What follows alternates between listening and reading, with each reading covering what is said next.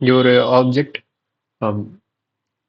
First p minus 1 செகண்டில் s1 distance cover பண்ணுது, அடுத்து p செகண்டில் s2 டிஸ்டன்ஸ் கவர் பண்ணுது.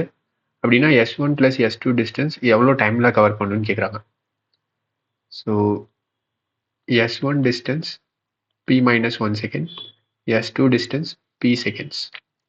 இப்போ s1 plus s2 எவ்வளோ டைம்லன்னு கண்டுபிடிக்கணும். இப்போ இதுக்கு நம்ம ஈக்குவேஷன்ஸ் ஆஃப் மோஷன் யூஸ் பண்ணலாம். இங்கே வந்து ஸ்டார்டிங் ஃப்ரம் ரெஸ்ட்னு சொல்லிட்டாங்க, அப்படின்னா இனிஷியல் ஸ்பீடு 0. ஸோ இங்கே டிஸ்பிளேஸ்மெண்ட் டைம் இன்வால்வ் ஆயிருக்கு அண்ட் கான்ஸ்டன்ட் ஆக்சலரேஷன் சொல்லியிருக்காங்க.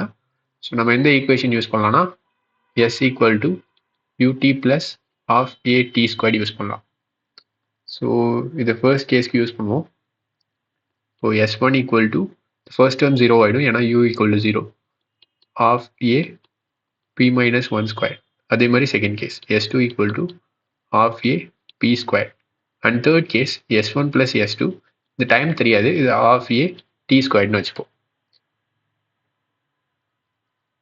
ஓகே, இப்போ இந்த இது வேணா ஈக்குவேஷன் எழுதலாம். இது ஃபர்ஸ்ட் ஈக்குவேஷன், செகண்ட் ஈக்குவேஷன். இப்போ ரெண்டு ஈக்குவேஷனை ஆட் பண்ணோம்னா நமக்கு இந்த தேர்ட் ஈக்குவேஷன் கிடைக்கும்.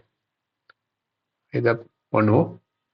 ஸோ s1 plus s2 ரெண்டே ஆட் பண்ணுறேன். அப்படி ஆட் பண்ணும்போது half a into p minus 1 whole square plus p squared கிடைக்கும். And that is equal to t squared based on the third equation. Okay. இங்கே a. So இந்த half a cancel பண்ணிடலாம். இப்போ இதுலேருந்து t squared equal to இதை expand பண்ணோன்னா